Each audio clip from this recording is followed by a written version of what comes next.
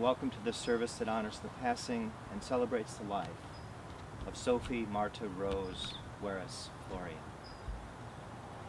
Sophie's family history makes it fitting that this commemoration take place at a Unitarian Universalist church, as in 1928 her grandfather, Professor Georgi Boros, was elected as bishop of the Unitarian church in Kolosvar, now Cluj, Romania, and served as dean of the Unitarian Theological Seminary there.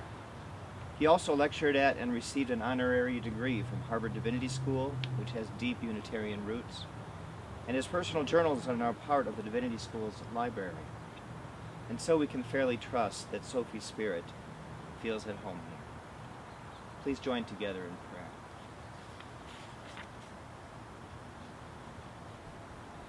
Great Spirit of life and love, may we open our hearts today to both the pain of Sophie's death and to the joy of her life's legacy. Bless family members and friends here and elsewhere, that they may find strength and comfort in their grief through caring for one another with tenderness and understanding.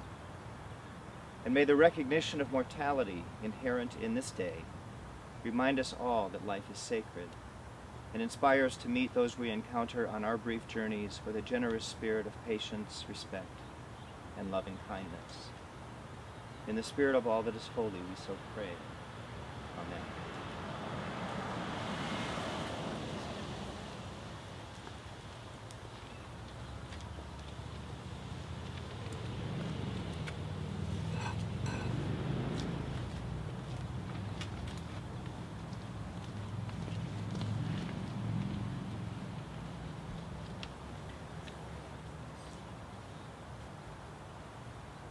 Our father, Tibor Florian, was a lyric and transcendental poet from Transylvania.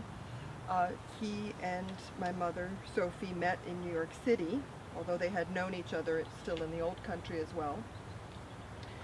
And in 1955, I believe at around the time of their marriage, he wrote a poem for my mother, which I will read to you from Father's book. First in English. A lullaby for Zsofika. Night has already fallen. Lights flicker above the Hudson. The glow of ethereal spirits float, and death cannot reach my soul. Gentle winged gods breathe sleep upon my heart. The stars in the sky beckon to me with shimmering light. On the wings of birds, I soar into the depths of the night. In the clear pools of your blue eyes, I find lustrous pearls. Ringato, Zsofikának. Már eljött az est, a Hudson felett lámpák lengenek. Lengel lélek, fénye száll, el nem éri lelkemet a halál. Szívemre széled, szárnyas istenek, álmot lehelnek. A csillagok az égről, rezge lánggal, felém intenek. Madárszárnyakon az éj mélyére szállok. Tiszta tóban, kék szemedben, fényes gyöngyöt találok.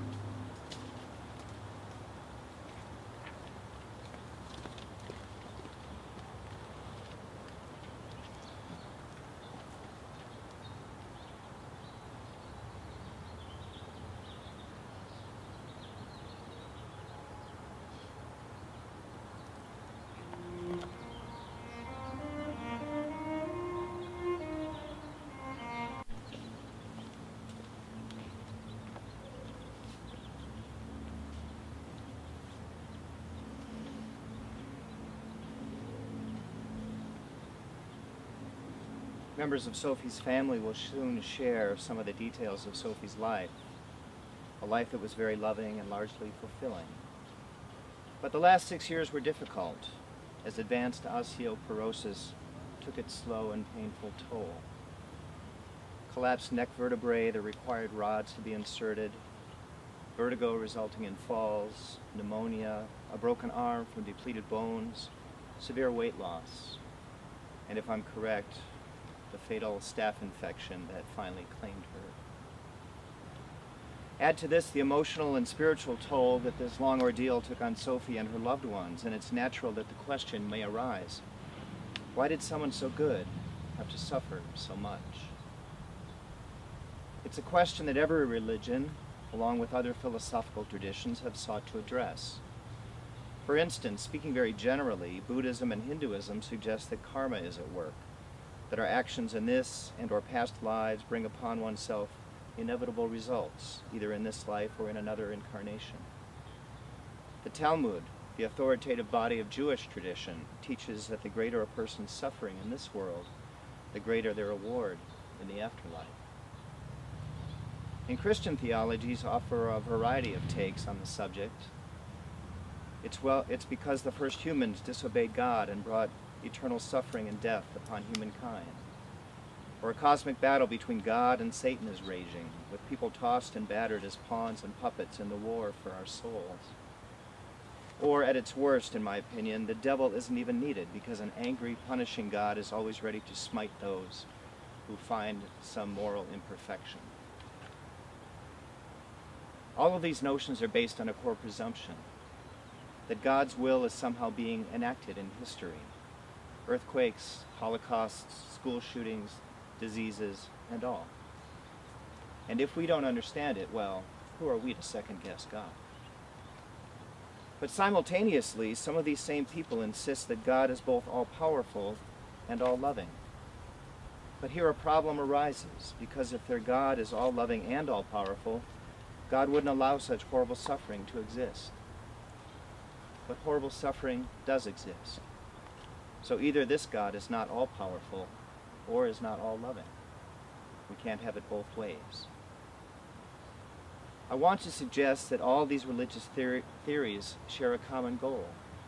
They attempt to help human beings make sense of senselessness.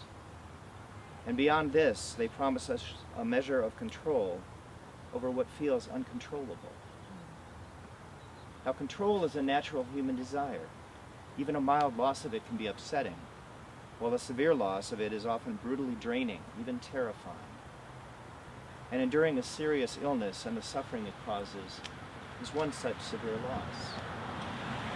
But while their goal is a noble one, ultimately all philosophical and theological ideas that try to reassure us of a fundamental rightness that underlies life's harsh realities are purely speculative. While none of it can be disproved, it can't be proven either. Finally, the question of why good people suffer is unanswerable. So I want to suggest that we consider a different question. How do we live our lives in the face of this? Put another way, how can we enter into an uncontrollable experience of pain and brokenness and suffering compassionately and with some measure of grace? And while I don't know all the details of Sophie's suffering or her care, from the obvious love that her family members have for her and their consideration for each other in the midst of their loss, I have a deep sense that all those involved demonstrated such grace and dignity. And I think that, in the end, that is all any of us could really ask for.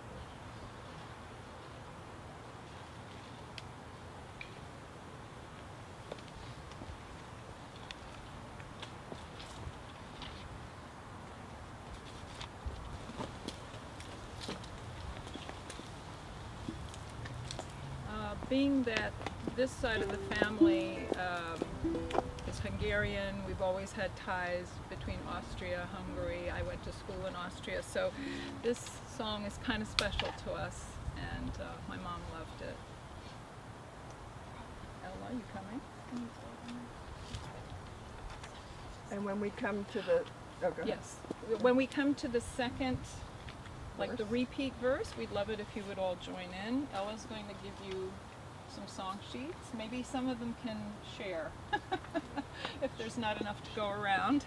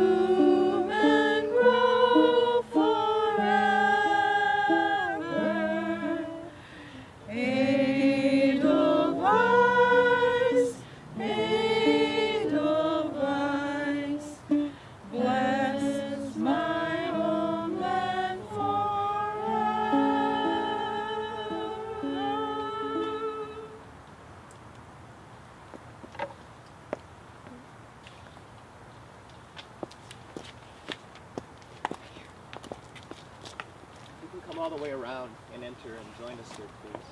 I'm sure the family would appreciate that.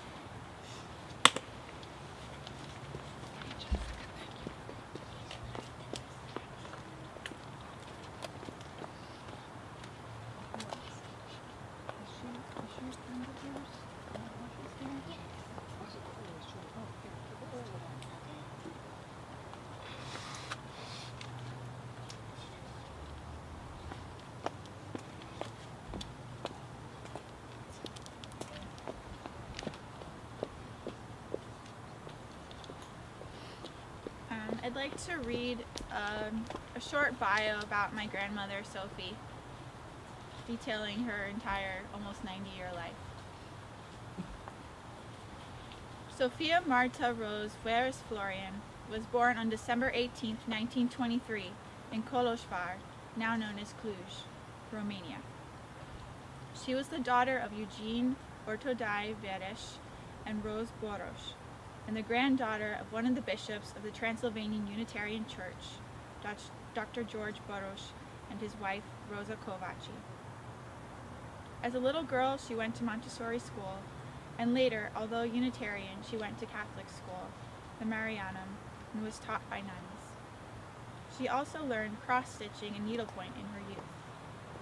She spent many summers with family at Sovata, at Medveto, also known as Bear Lake, which she loved. During World War II, her mother's sister Irene, called Piki, was killed in a bomb blast. Sophie and her mother Rose fled Romania in the mid-1940s, heading for Western Germany and leaving everything they knew behind. Her father stayed behind and was imprisoned for a while and was not able to leave until after the Hungarian Revolution in 1956. Sophie and her mother had to hitch rides on hay wagons or sleep in barns with horses, but because they took some family valuables with them, they were able to barter for food and necessities along the way. Eventually, they settled in Eggenfeld in Germany, where they started life anew. Sophie was a tender age of 21. They lived in Germany for about 4 years. During that time, Sophie was a secretary with the U.S. Army and did some translating at the Army base. Her mother, Rose, brought her leather working tools with her and made beautiful leather-tooled items to order. She made items like wallets, picture frames, bookmarks, and book covers. It was the order for a leather-tooled wallet by a young Polish-American soldier stationed there, Alex Mazurek, that changed the course of Sophie's life and brought her to America. They fell in love and got married in Eggenfeld in Germany in 1948 and moved to Batavia, New York, where he was from. It was another big move in her life, and one where she started over again. Rose, her mother, followed a year later when Sophie's daughter Lily was born. In Batavia, Sophie became part of a large Polish community in the area. She also worked in a department store at Kozak, the auto cleaning cloth company, and even worked as a meat packer in a supermarket. Alex worked for a New York Central Railroad. The marriage ended, and after 4 years, Sophie and Alex divorced. Sophie left with Lily for New York City. It was time to start a new life again. In New York, Sophie acquired the skill of typesetter and for many years worked at Michael Press, right in the heart of Times Square. Eventually, she met and fell in love once again with Hungarian poet and writer Tibor Florian, and they married in 1955. They lived in Astoria, Queens, and then the Upper West Side of Manhattan. Rose lived with them for a while in Manhattan, and then, when Sophie's father was able to come to America in 1956, Rose and Eugene, her father, got their own apartment in Washington Heights near the George Washington Bridge. Later, she began anew once more when they bought a house and moved to Englewood, New Jersey in 1958, where her second daughter, Claudia, was born 2 years later. In 1971, they sold that house and moved to New Milford, Connecticut. Sophie's final and seventh move was the most difficult after living in the same house for 30 years when she finally moved here to Glendale, California in 2007.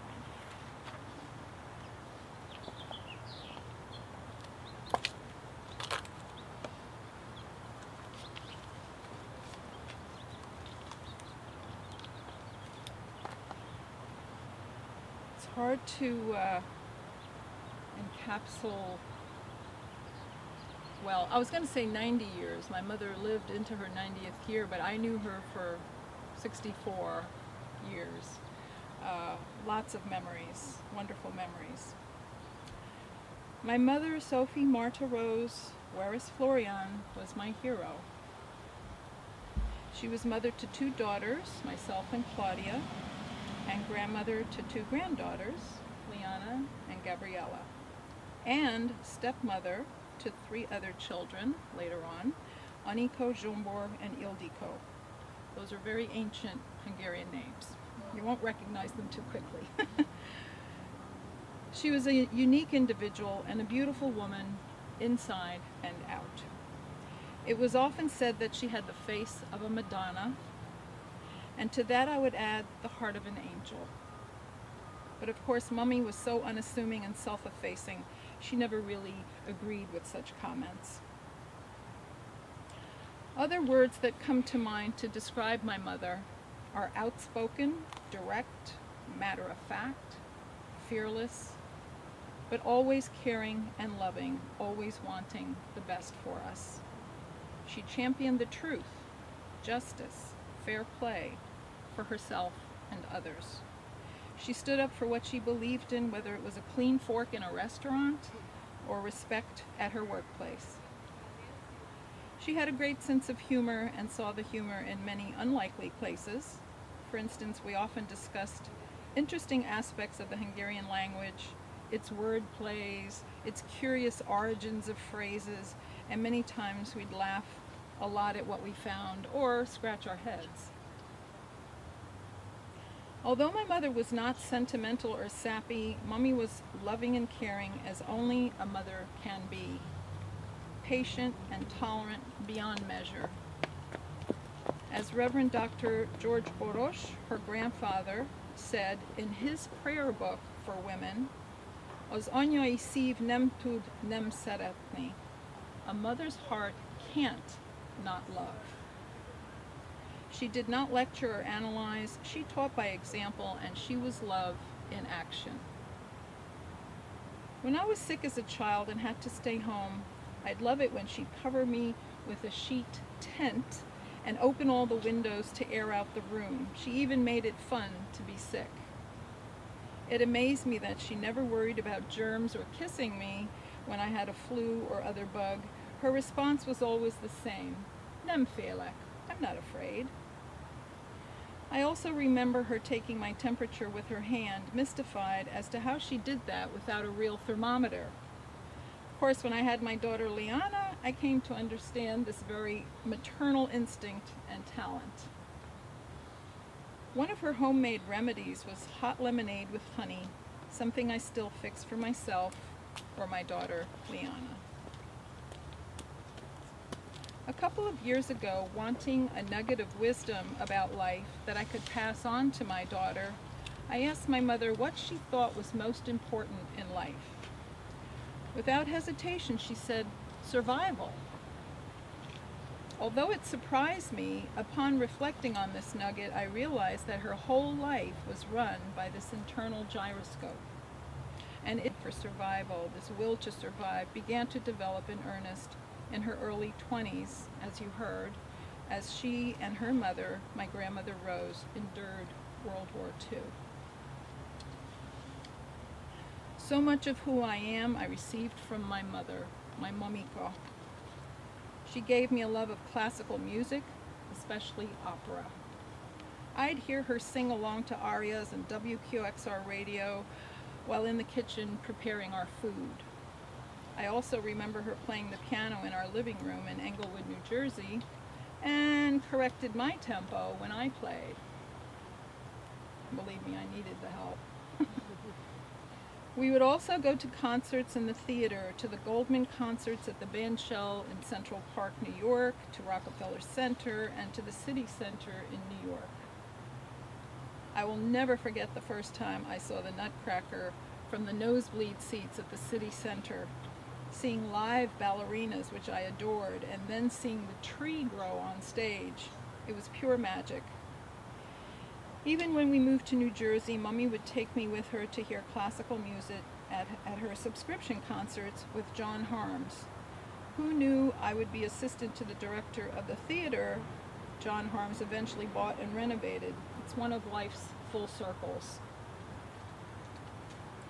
Mummy and my grandmother Rose exposed me to visual art too.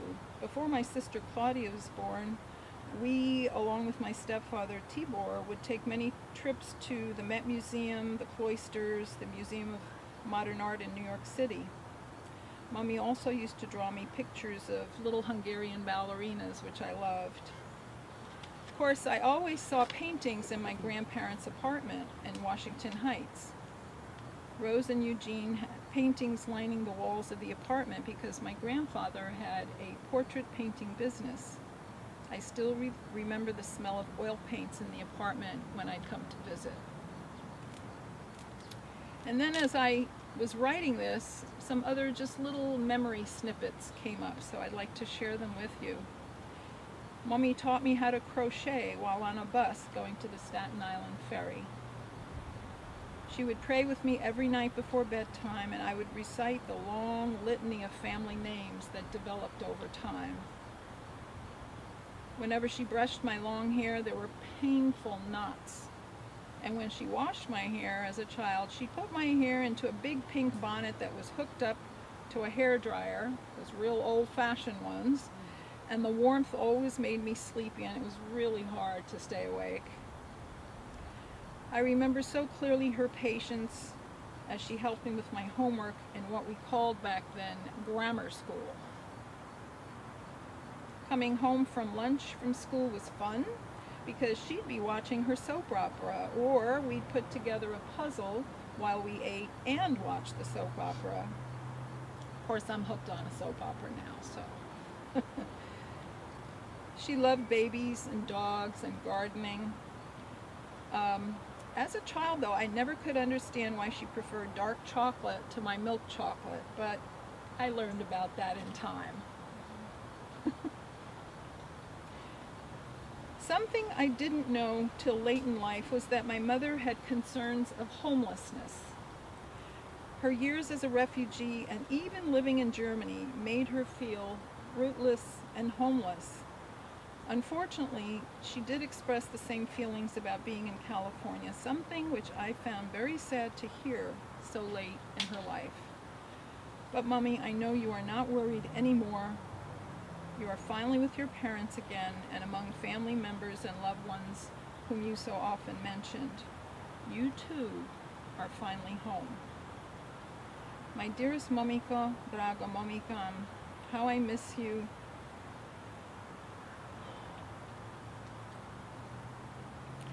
And how strange life seems without you.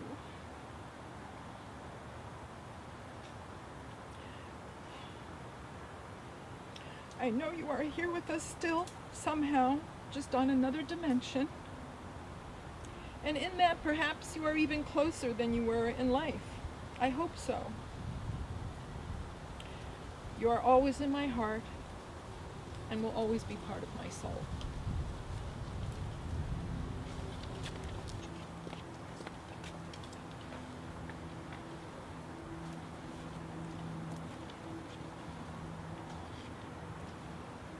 In his book, The Power of Now, Eckhart Tolle commented that he felt our sole purpose on earth was not to love and to work, as Freud had stated, but rather to awaken and become enlightened.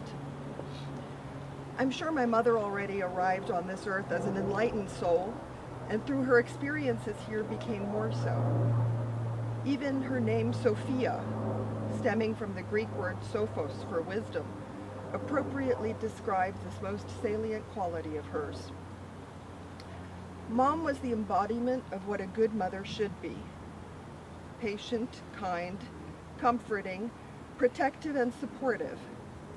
Growing up as a child and even later as an adult, I never felt criticized by her. I only felt loved unconditionally and supported to be the best that I could become. I don't recall her ever saying anything ill or critical of other people in general, and she was always loving and kind. Much of this was the result of her upbringing in a loving, aristocratic Hungarian family, where she was firmly grounded in a spiritual Transylvanian Unitarian belief system. However, her kindness and her wisdom were innate characteristics that had been merely enhanced by the artistic and poetic elements of her surroundings in a family that found itself emerging from the Belle Epoque or Gilded Age of Hungary at the time of her birth in 1923. She was well known in the family for her deep love of music. I believe the Second World War not interrupted the normal course of her life when she was 19, she might have had the opportunity to go to university to study music, perhaps even in Italy. She studied the piano from the age of 9 until leaving her homeland around the age of 19 or so, and that tuition remained deeply embedded in her mind. She was still able to play one of the Mozart variations that she had learned as a teenager when she was already well over 80.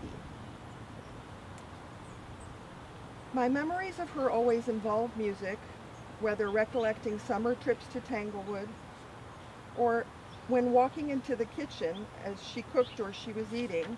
She always had the radio tuned to some classical piece or occasionally to big band era swing. Sometimes she would dance across the kitchen floor doing a solo csárdas, and occasionally we would dance together. One of the highlights of her years in California was when we accompanied each other to Staples Center to see a gala performance by Andrea Bocelli. The performance brought tears to her eyes and was a lifetime experience. The ability to forgive was one of her most adamantly held spiritual beliefs. It was one which she instilled in her children, and she often said that the secret to a good marriage or to good relationships was to never let the sun go down on an argument and to always be the first to say, "I'm sorry." Mom had an innate sense of fairness and often lamented at injustices that she perceived around her. She was a great champion of truth, yet always mindful of others' feelings. She never took the side of her children just for the sake of doing so, but listened to both sides of the story judiciously and made recommendations for how we could behave better. Her method of parenting was one of gentle suggestion, never one of criticism. It is a style of parenting that I appreciate all the more now that I am a mother myself. She would never say to me, "Claudia, I think you are wrong if you do this or that or the other," nor would she say, "Oh, I think you're making a mistake." Instead, she would gently say, without either sarcasm or judgment in her voice, "Well, dear, do you really think that's the best way to go about it? Or is that the best idea?" But it was always just a gentle suggestion. She would then allow me to make my own choices and decisions as I best knew how. And naturally, she was around to comfort me and help pick up the pieces if I made a poor choice. But she never said, "I told you so." She had an innate sense of humor that many people might not have been aware of. She thought of herself as being a shy person, and she might not have always shown the humorous side of herself to everyone, because she could also be timid and reticent. Her humor showed itself once when I described to her my elaborate plans for doing something, and I can't even remember what it was precisely. And she cocked her head to one side, and she kind of smiled at me wisely, and then succinctly said, "Yes, of course, dear. Why make things simple when you can make them complicated?" As children, we often feared telling Mom the truth, thinking that she might be upset or might be unable to bear what we had to say to her, or that she would worry about our safety. But over the decades, I grew to realize how strong and resilient she truly was, and that no naughty or controversial thing that we could tell her would really faze her, or could stop her from loving us unconditionally. My mother's strongest desire was always to be included in our lives, whatever shape or form those lives might take. Her hope was just to participate and to come along for the ride.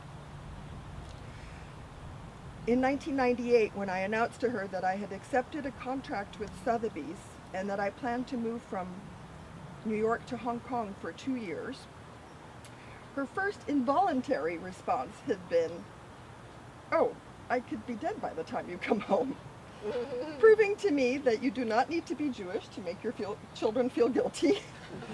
But, however, she soon realized that I planned to include her in every portion of my life and in this decision to move.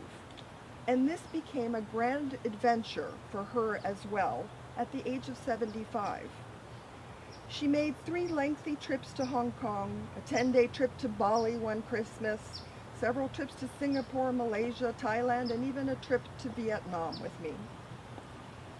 One amusing memory I have of her is while getting into a slightly rickety rickshaw in Hanoi with Mom, and Mom, as she sat down in the rickshaw and she glanced about her and she said, "Hey, doesn't this thing have seat belts?" It was a great adventure.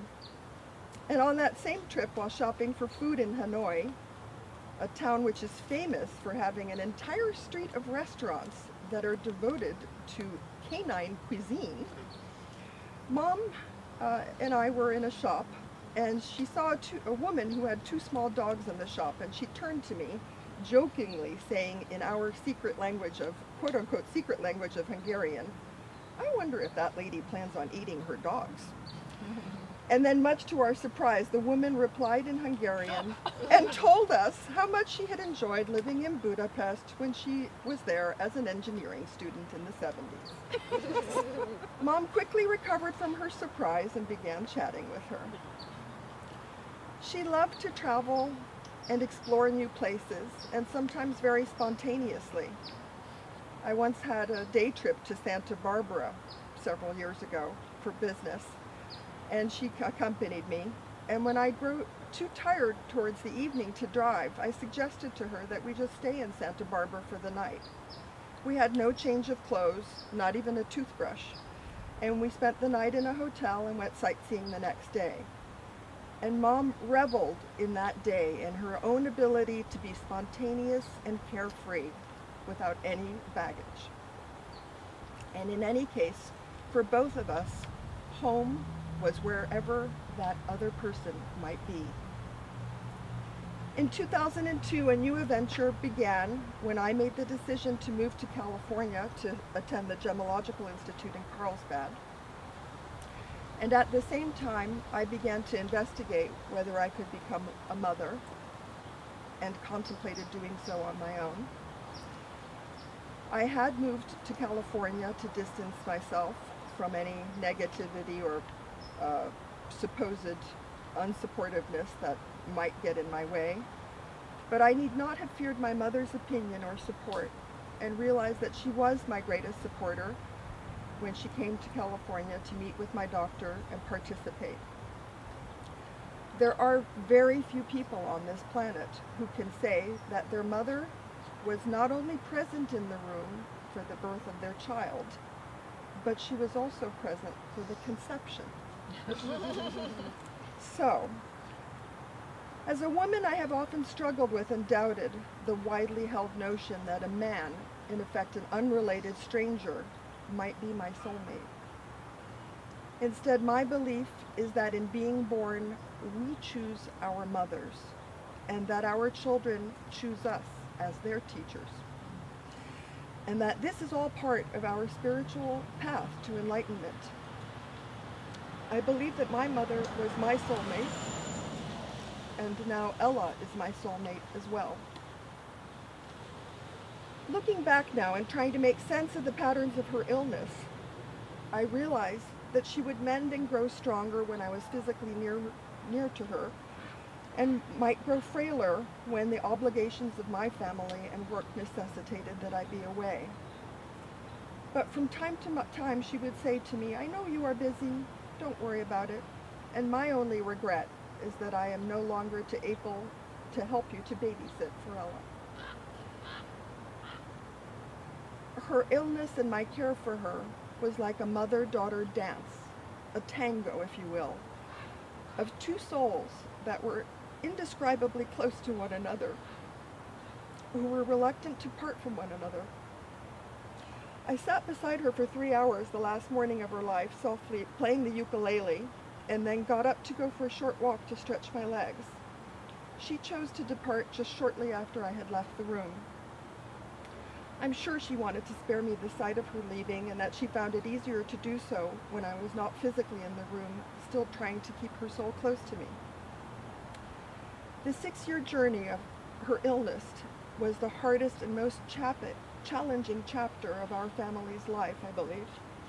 It was a marathon endurance test, especially for her, but again for the rest of us as well. And letting go of her is the single most difficult experience of my life. I must repeatedly remind myself that that exquisite, incandescent, and luminous soul of my mother was no longer served by the frail body that acted as its vessel, and she has left us to go to a more peaceful place.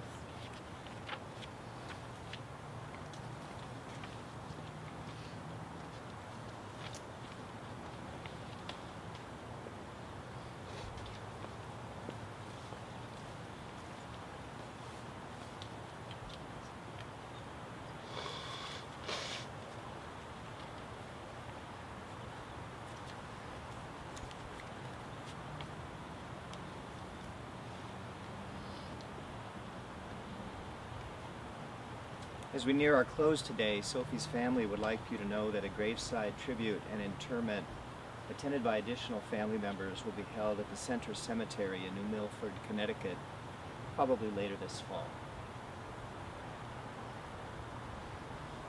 In my earlier remarks, I said that all religions have tried to address the question of human suffering. And I think both Lily and Claudia and Liana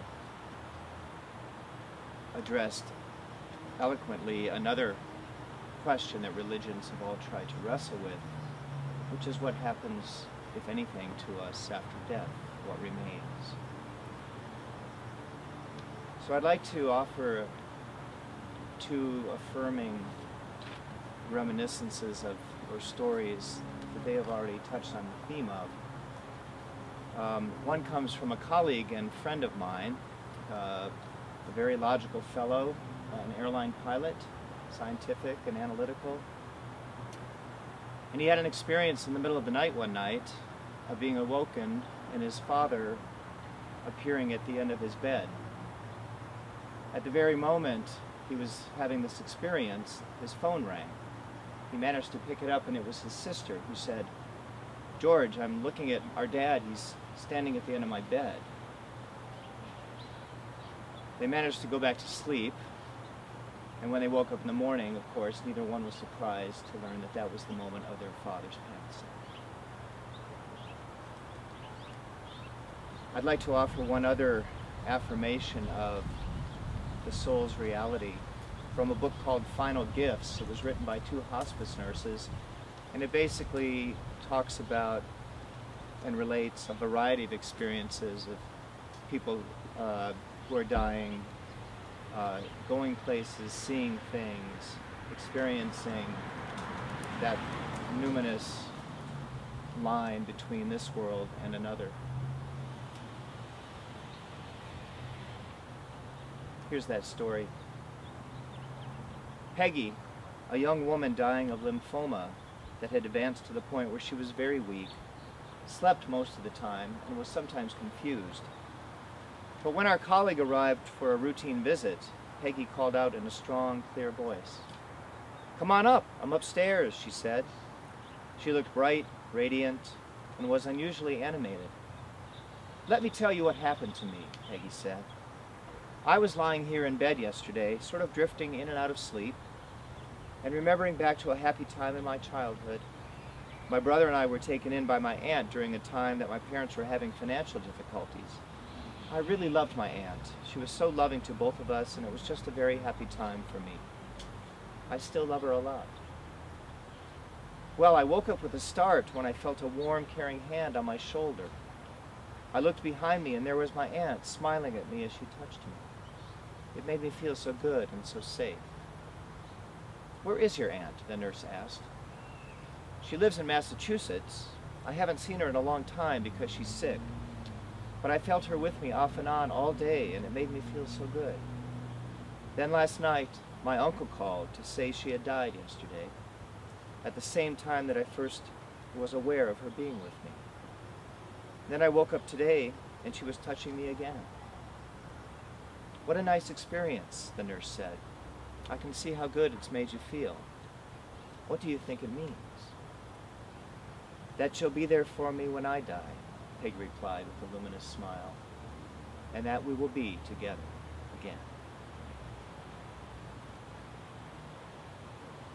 So while no one can say with absolute certainty what happens when a person dies, I know where my convictions lie, that we will be together again with the Great Spirit, however you define that, and with the essence of each other's souls that have passed from this world. What we do know for sure is that Sophie Marta Rose Weress Florian lived a loving life of grace and dignity and compassion, and that her suffering has now ended. We can also say that it is possible, personally I would say probable, that her soul, her essence, is still with her loved ones here today, serene, joyful, and free. Please join together in a spirit of prayer. Great Spirit of love and life, we are so very grateful for the gift of Sophie's life and for this opportunity to be together to honor her today, remembering the many ways she touched and blessed the lives of her family members and others. May this blessing now find continuance through each of us, as we remember that each of our lives is a gift of uncertain length, yet the most precious gift we have. Therefore, as we go forth from this place, help us to always express gratitude for the gift of our own lives by loving one another. May the blessings of the Spirit be upon you all, now and always. In the name of all that is holy, we so pray. Amen.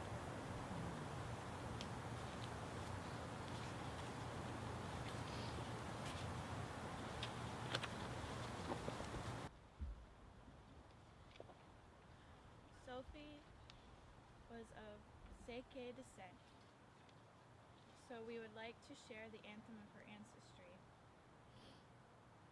The Szekely anthem is a 1921 poem adopted by Secular National Council as the anthem of Szekely land on the 5th of September 2009.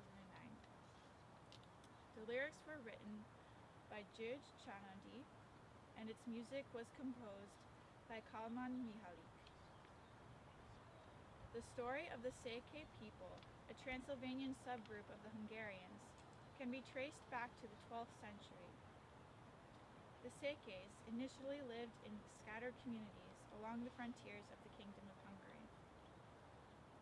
Their organized migration to present-day Szekely land, the easternmost part of the Carpathian Basin, started around 1150 AD and lasted more than a century.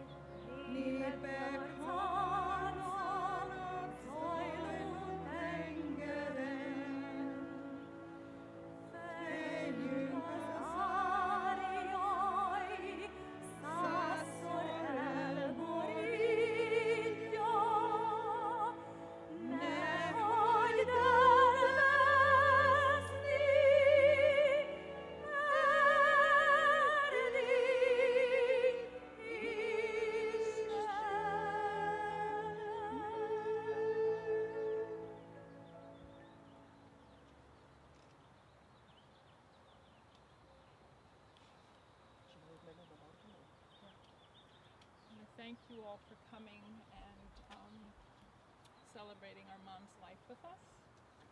And we would like to invite you to some refreshment, her favorite chocolate cake, among other things. So please join us there, and thank you again.